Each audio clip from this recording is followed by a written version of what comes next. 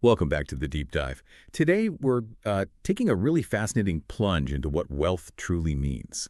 We're looking at it through the lens of a review of The Millionaire Next Door by Thomas Stanley and William Danko, the book from '96 that really shook things up. Our mission today for you is to kind of challenge those common ideas about what being wealthy looks like. We'll dig into some surprising stuff from years of research on America's rich. You might find the actual millionaire next door isn't who you picture at all. Yeah, it's fascinating, isn't it? How the book just immediately goes after that Hollywood image, the flashy millionaire. What the research showed and what the book reveals is that most wealthy people in America, they're not driving supercars or living in these huge showy houses. Actually, they tend to live pretty modest lives. They save diligently, they invest wisely, kind of quietly. It's a really powerful idea that true wealth is more about, well, quiet financial discipline than putting on a big show. That's such a huge contrast to what we usually see or imagine. Yeah. So if that popular image is wrong, what's the real picture? Like, what's the biggest, most maybe counterintuitive thing the book found about their everyday lives? Honestly, it really boils down to one main thing: frugality. The book is really explicit. Frugality is key. That's a direct quote. We're talking about people who consistently make a point of living well below their means. They're not chasing luxury. They're focused on discipline, on making conscious choices to save and invest instead of spending on, status symbols. That's really interesting. So it's less about having a massive paycheck Yeah. and much more about what they do with the money they have. Because, well, lots of high earners never actually get wealthy, right? Yeah, exactly. And that leads to maybe the most crucial distinction the book hammers home.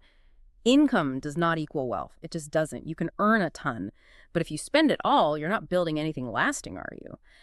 The book makes it crystal clear that saving consistently, taking a chunk of your income, Mm. and then investing it, letting compound interest do its thing over like decades, that's far more important for building real sustainable wealth than just having a high salary. Okay, so it's the habits, not just the income. And it's not just about spending either. The book found something pretty compelling about how they earn their money, too, didn't it? What did the research show about their jobs or careers? Yeah, that was striking. A really high number of them are self-employed. You see lots of small business owners, entrepreneurs, self-made professionals, fewer sort of high-level corporate executives than you might think. Many built their wealth through their own businesses, their own ventures. It wasn't about climbing the corporate ladder so much as building their own ladder. And they consistently value financial independence over social status. That's another key phrase, meaning they'd rather have control and security than maybe a fancy title just to impress people. Right, so that control, that autonomy, maybe that's what allows them to make those disciplined financial choices without worrying about keeping up appearances. That feels like a big shift from the usual thinking. And does it go beyond just their own finances? Precisely. That freedom from debt, having real financial security, that's what matters most to them. Way more than impressing the neighbors. And it often extends to the next generation, too. They tend to be quite diligent about teaching their kids about money, about discipline. It underscores that idea that education in finance matters, building a legacy of sound financial habits. The book really digs into these quieter lessons, which is why it's so powerful, I think.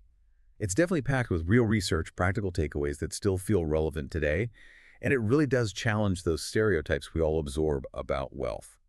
Now, okay, the review we looked at did mention, as a minor point, maybe some repetition in the book, and obviously the data is a bit older now and focused on the U.S. Just something to keep in mind.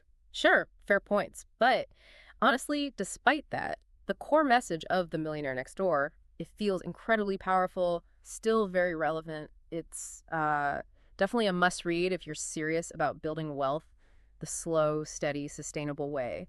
It really drives home that it's not about the flashy cars or the designer labels at all. It's about those deep habits, the right mindset, and just consistent discipline. So thinking about this, what does it mean for you listening right now? It's really an invitation, isn't it?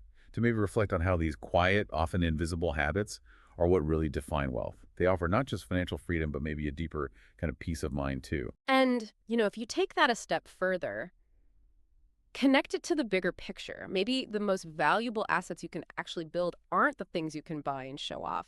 Maybe they're those unseen financial habits, the discipline, the mindset that you cultivate day in, day out. It kind of challenges us all to look inward at our own choices rather than always looking outward at what other people seem to have.